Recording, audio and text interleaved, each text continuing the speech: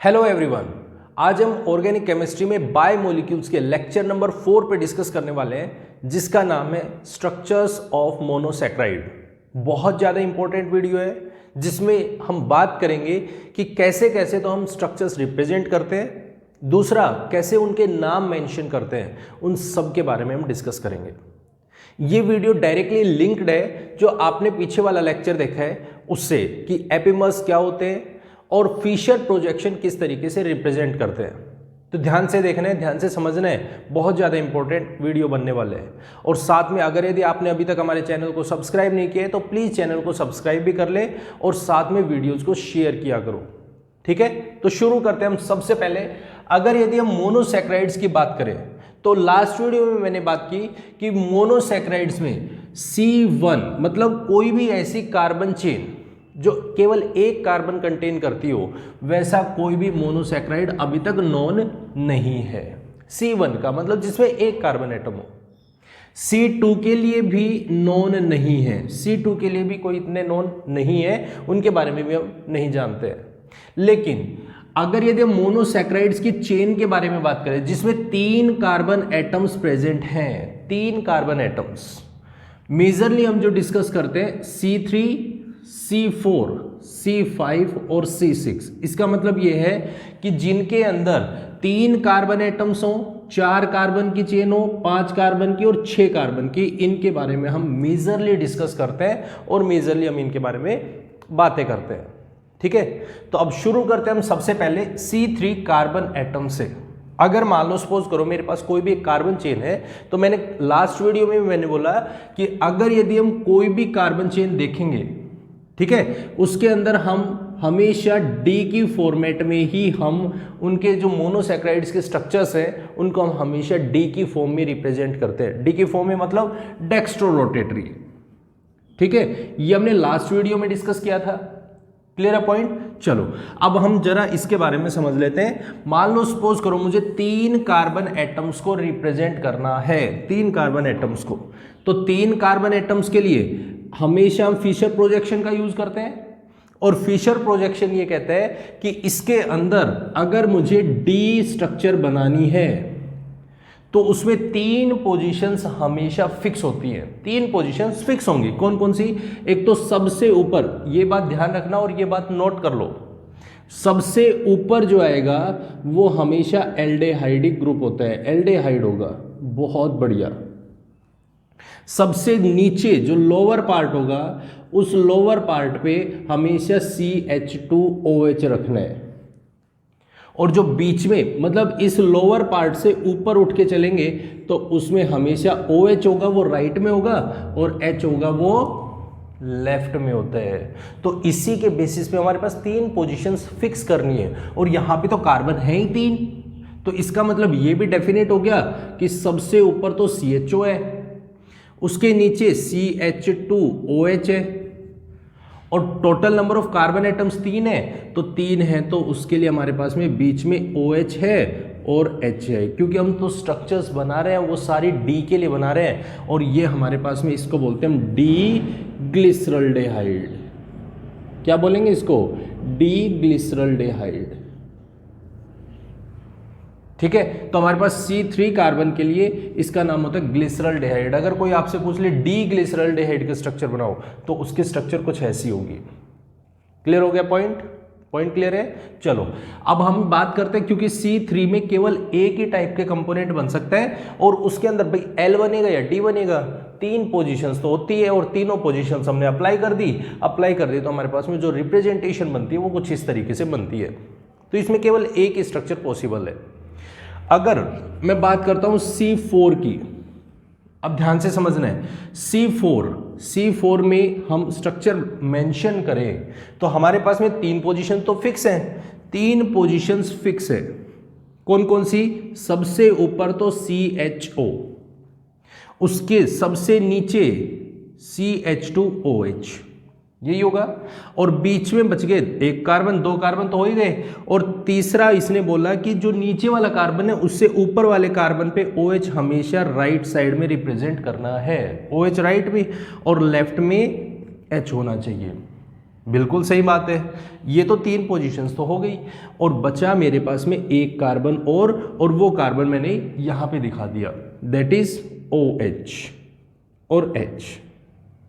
अब देखो इसके C2 पोजीशन पे this is C1 carbon, C2 carbon, C3 carbon, C4 carbon, ये मेरा C1 C2 C3 C4 है। अभी फिलहाल के लिए देखो ध्यान से समझना अब इस चीज को। अब मैं क्या कर रहा हूं, इसकी इस पोजीशन को, क्योंकि मेरे पास में कोई जरूरी थोड़ी है OH हमेशा राइट में ही है, OH लेफ्ट में भी तो आ सकता है भाई। इसमें हमने 3 पोजीशंस को तो फिक्स कर दिया, इस वाली को, इनको तो हाथ लगाना ही नहीं है, इसको भी हाथ नहीं लगाना है, ये तो विदाउट डिस्टरबेंस रखना है मुझे। तो मेरे पास एक पोजीशन बची है, इसको तो हम डिस्टर्ब कर सकते हैं, और जब हम इसको डिस्टर्ब करते हैं तो तभी तो हम इनको एपिमर बोलते हैं। लास्ट में मैंने बोला था कि एपिमर्स वो होते हैं जब हम किसी भी पोजीशन को, 1 पोजीशन 2 पोजीशन 3 पोजीशन अगर उनको चेंज करते हैं तो that are known as epimers. तो मेरे पास इस पोजीशन को मैं चेंज कर सकता हूं, और अगर मैं इसको चेंज करता हूं तो मेरे पास में दूसरी स्ट्रक्चर क्या बन सकती है, देखो जरा दूसरी पोजीशन। ये तो फिक्स करने हैं, सबसे पहले इनको फिक्स कर दो, जो फिक्स है उनको फिक्स लिख दो, CH2OH, नीचे OH और ये H, इसको तो डिस्टर्ब करना ही नहीं है। और क्योंकि मेरा C2 पोजीशन पे चेंज करना है तो पहले OH राइट में था, अब मुझे कहाँ लेके आना है, लेफ्ट में, तो मैंने OH को कर दिया लेफ्ट में और H को लिख दिया राइट में। ये मेरा C1 है, 2 है, 3 है, 4 है। अब जरा एक चीज को मैं ध्यान से देखूं तो इस स्ट्रक्चर का जो एपिमर है दैट इज C2 पोजीशन पे एपिमर है, C2 epimer, this is known as C2 epimer. Clear हो गया point, this is C2 epimer. अब क्योंकि सारी दोनों की दोनों इसमें 2 ही स्ट्रक्चर बन सकती हैं, क्योंकि इसमें तो पोजीशन एक ही है ना, एक कार्बन पे चेंज कर सकते हैं हम, और एक कार्बन पे मैंने चेंज किया तो मैंने चेंज ये कर दिया, इसको चेंज किया है इसमें। अब इसका नाम क्या होगा, इसका नाम होता है D erythrose, ERYTROSE, erythrose, D erythrose. और फिर इसका नाम क्या होगा, D-threose, D-threose, this is erythrose, this is threose. Point clear हो गया। कोई आपसे पूछे इन दोनों में रिलेशन क्या है, तो ये दोनों के दोनों जो कंपोनेंट्स हैं एक दूसरे के एपिमर्स प्रेजेंट है, और एपिमर में C2 पोजीशन का एपिमर है। इस पॉइंट को समझ लो, क्योंकि इसके आगे आने वाली स्ट्रक्चर्स जितनी भी होंगी वो सारी इसी तरीके से बनेंगी। क्लियर है। चलो नेक्स्ट पॉइंट पे बढ़ते हैं इसके। ये तो मेरे पास में C4 के लिए था। C4 में केवल 2 ही पॉसिबल है, 2 ही स्ट्रक्चर बना सकते हैं D में। अगर L में बनाएंगे तो 2 और बन जाएंगे, ठीक है। तो L में हम बात नहीं कर रहे, हम सारी D की बात करेंगे। तो एक में याद रखो, दूसरे में अपने आप आ जाएंगी। चलो अगर यदि हम बात करते हैं C5 की, अब जरा इसको समझना है, ये पोजीशंस तो फिक्स रखनी है। और C5 में अगर यदि हम बात करें C5 की, तो सबसे पहले आपको क्या करना है, 5 कार्बन की चेन रिप्रेजेंट कर रही है, 5 कार्बन, तो सबसे ऊपर CHO, सबसे नीचे CH2OH, और तीसरी पोजीशन फिक्स कर दो OH और H। ये 3 पोजीशंस तो हमारे पास में फिक्स हैं, इनको तो हमें डिस्टर्ब करना ही नहीं है। तो अब डिस्टर्ब करने वाली पोजीशंस को मेंशन करते हैं। कितने बच गए, 1 2 3 तो हो चुके हैं, 2 और बच गए, 1 और 2। पहले बार में आपको OH सारे के सारे राइट में जोड़ने हैं। फर्स्ट स्ट्रक्चर में ध्यान दो, फर्स्ट जो स्ट्रक्चर होती है उसमें सारे OH एक डायरेक्शन में अटैच करने हैं। एक डायरेक्शन में अटैच कर दिए, बहुत बढ़िया। अब मैं क्या करता हूं, देखो अब मेरे पास में 2 पोजीशंस है जिसको मैं डिस्टर्ब कर सकता हूं। 2 पोजीशंस कौन कौन सी, एक तो मेरी सेकंड पोजीशन, एक मेरी थर्ड पोजीशन, ठीक है। इन 2 को डिस्टर्ब कर सकता हूं, कैसे कैसे, जो जो पॉसिबिलिटीज बनती है उनको देखते हैं। देखो सबसे पहले मैंने क्या किया, CH2OH, इसको तो डिस्टर्ब करना ही नहीं है, इसको तो डिस्टर्ब करना ही नहीं है। अब आपके पास में एक पोजीशन ये है, एक पोजीशन ये है। अब मैंने क्या किया, C2 पोजीशन पे चेंज कर दिया, H इधर आ गया, OH इधर आ गया। थर्ड वाला एज इट इज है, थर्ड वाला अपनी जगह पे ही है, थर्ड वाले को डिस्टर्ब नहीं किया हमने, थर्ड वाला जहां है वहीं पे प्रेजेंट है। मतलब मैंने इसमें क्या चेंज किया है, C2 पोजीशन में चेंज किया है। क्लियर है। चलो थर्ड पे आओ, थर्ड पे मैंने क्या किया, CHO CH2OH OH, थर्ड पे चेंज कर दो OH और OH। अब की बार मैंने थर्ड पोजीशन पे चेंज कर दिया। इसमें से इस स्ट्रक्चर को देखना है ध्यान से, दिस इज C3, ये तो C2 पोजीशन पे चेंज था, इस वाली स्ट्रक्चर में और इस वाली स्ट्रक्चर में C3 पोजीशन पे चेंज है, ठीक है, यहां पे C3 में चेंज है। और अब मैं नेक्स्ट स्ट्रक्चर बनाऊं तो CHO CH2OH, अब की बार मैंने इसमें C2 और C3 दोनों में चेंज कर दिया, OH OH H और H। देखो जरा, इस वाली स्ट्रक्चर में मैंने चेंज किया है C2 C3, दोनों पोजीशंस में चेंज किए, दोनों पोजीशन में चेंज किया है। यहां पे क्या था, इसमें तो C2 पोजीशन में चेंज था, इसमें C3 पोजीशन में चेंज था, और इसमें C2 C3 में चेंज कर दिया। तो इसके साथ में ये वाली 4 स्ट्रक्चर्स की रिप्रेजेंटेशन हो सकती है। भाई मैंने C2 में चेंज किया, तो अगर मैं C5 की बात करता हूं तो 5 कार्बन की चेन में 4 स्ट्रक्चर्स बन सकती है D की, सभी D है। देखो ये वाली पोजीशंस तो फिक्स है, ये वाली पोजीशन भी फिक्स है, यहाँ पे H है, यहाँ भी D है, यहाँ भी D है, ठीक है, 2 ही कार्बन में चेंज हो रहे हैं ना, तो वो 2 कार्बन मैंने वहां पे दिखा दिए। अब इनके नाम क्या क्या होंगे, जरा इनके नाम सुनना, इनके नाम क्या क्या हो सकते हैं। हमें एक छोटी सी ट्रिक याद रखनी है,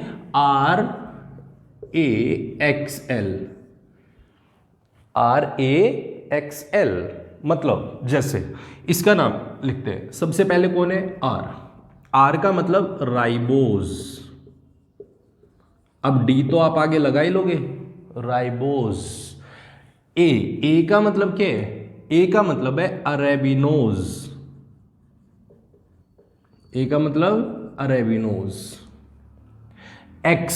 X का मतलब है जाइलो, गाड़ी देखी है, जाइलो गाड़ी देखी है, जाइलो, तो बस तो फिर ये जाइलो गाड़ी ही है, जाइलोज, यहां पे CHO है, जाइलोज। बात क्लियर है। और अगर यदि जाइलोज लिखना आ गया तो अब इसके अंदर ये जो नाम है, नाम वही है, बस चेंज किए। जब इसको उल्टा पुल्टा किया है तो ऑब्वियस ही बात है यहां भी उल्टा पुल्टा ही होगा, और उल्टे पुल्टे में X जो L है उल्टा पढ़ना है अब इसको, LYXOSE, लास्ट में OSE लगाना है, OSE, लेकिन पहले LYX, दैट इज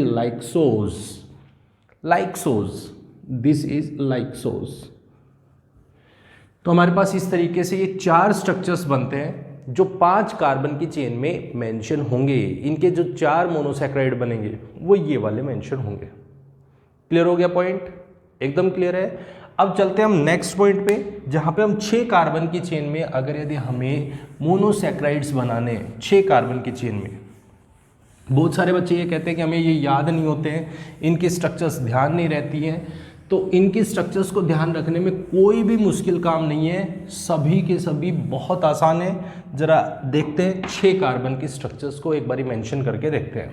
देखो 6 कार्बन का मतलब, भाई मेरे को पहली चीज़ तो एक बात पता है, क्या बात पता है, कि इसके अंदर 6 कार्बन अगर मुझे मेंशन करने हैं तो उनको तो मैं इस तरीके से लिखूंगा, CHO CH2OH, और तीसरा कार्बन मेरा ये फिक्स है।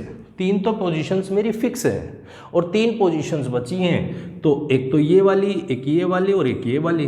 पहले तो तीनों की तीनों OH OH OH तीनों सेम पोजीशन में दिखा दो। सबसे पहला काम आपका क्या होगा, तीनों के तीनों पोजीशंस एक डायरेक्शन में दिखा दो, ये मेंशन कर दिया। क्लियर है। अब क्या क्या काम करने हैं, देखो ये मेरा सेकंड कार्बन है, थर्ड कार्बन है, 4 कार्बन है। अब इनके एपिमर्स बनाने हैं। एपिमर में कौन कौन से, देखो जरा मैं इधर मेंशन करता हूं, मैं इधर लिख रहा हूं। देखो फर्स्ट में आपको करना है, ये वाली स्ट्रक्चर है, इस स्ट्रक्चर को ध्यान रखते हुए बनाना है। C2 पोजीशन में चेंज कर दो, सबसे पहला काम C2 पोजीशन में चेंज कर दो। करो जरा, C2 पोजीशन में चेंज करेंगे तो हमारे पास में स्ट्रक्चर आएगी कुछ ऐसी, OH OH OH, और ये हमारे पास में हो गया OH CH2OH और CHO। ये आएगी। दूसरे में चेंज करना है आपको C3 में, सेकेंड स्ट्रक्चर में क्या चेंज करना है, C3 में। C3 में चेंज करोगे तो CHO, यहाँ पे OH, इसको देखते हुए बनाना है, इसको देखते हुए इसमें C3 पे चेंज करना है बस, C3 पे, तो C3 पे चेंज ये वाला हो गया OH, OH, CH2OH, यही होगा। अब थर्ड स्ट्रक्चर जो होगी उसमें आपको चेंज करना है, किसमें चेंज करना है, C2C3 में, C2C3 में चेंज करना है।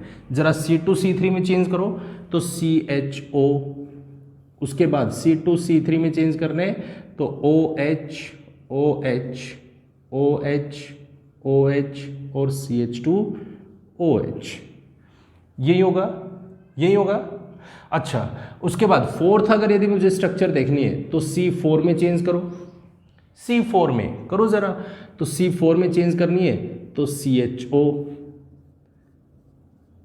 C4 में चेंज करते हैं, ये वाला C4 है, और C2C3 को एज इट इज रखते हैं, OH और CH2OH, यही होगा।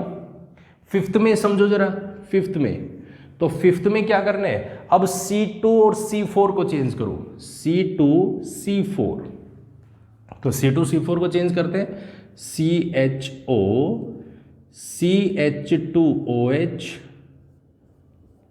यहां पे देखो अब C2 पोजीशन ये है तो OH, OH, ये OH यहां पे और OH यहां पे, ये तो फिफ्थ पोजीशन हो गई।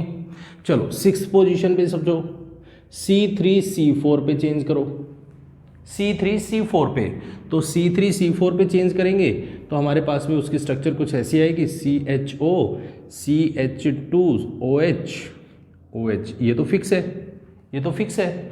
इसके बाद में अब चेंज करो कहाँ पे, C3C4 पे, तो C3 ये रहा, C4 ये रहा, OH ये रहा।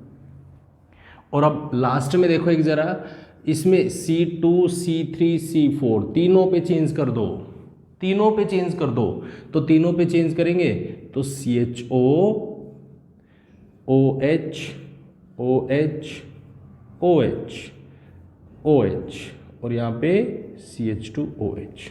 देखो जरा 8 स्ट्रक्चर्स बन चुकी हैं, first, second, third, fourth, fifth, sixth, 7 and 8, हो गया, सिंपल हो गया काम, बात क्लियर हो गई। हमें क्या करना है, एपीमर्स चेंज करने थे, एपीमर्स की पोजीशन मेंशन करनी है, बस इस स्ट्रक्चर को ध्यान रखना है और इसकी रिस्पेक्ट में अब आगे बढ़ना है। पहले C2 पे, फिर C3 पे, C2C3, C4, C2C4, C3C4, C2C3, C4, सभी को चेंज कर दो। चेंज करेंगे तो हमारे पास ये स्ट्रक्चर आएगी। अब सबसे बड़ा दिमाग में क्वेश्चन चल रहा है कि हम इनके नाम को याद कैसे रखें। तो याद रखने का भी एक सिंपल तरीका है, देखो पेयर बना के याद रखो। पेयर बना के कैसे कैसे, ए, सबसे पहले मैंने लिखा ए, फिर उसके बाद में गुड मॉर्निंग, गुड मॉर्निंग, ये सुना है आपने। उसके बाद GI टैग भी सुना होगा आपने, जब जहाँ की कोई भी चीज़ फेमस होती है तो वो उसकी फेमस चीज़ होती है तो उसको GI टैग मिलता है। और उसी तरीके से हमारे पास GT रोड, ऐसे याद रखना है, AAGM GI GT। अब इनमें नाम क्या क्या है ये तो हमें पता ही नहीं चला, चलो देखते हैं। सबसे पहला जो नाम है दैट इज एलोज,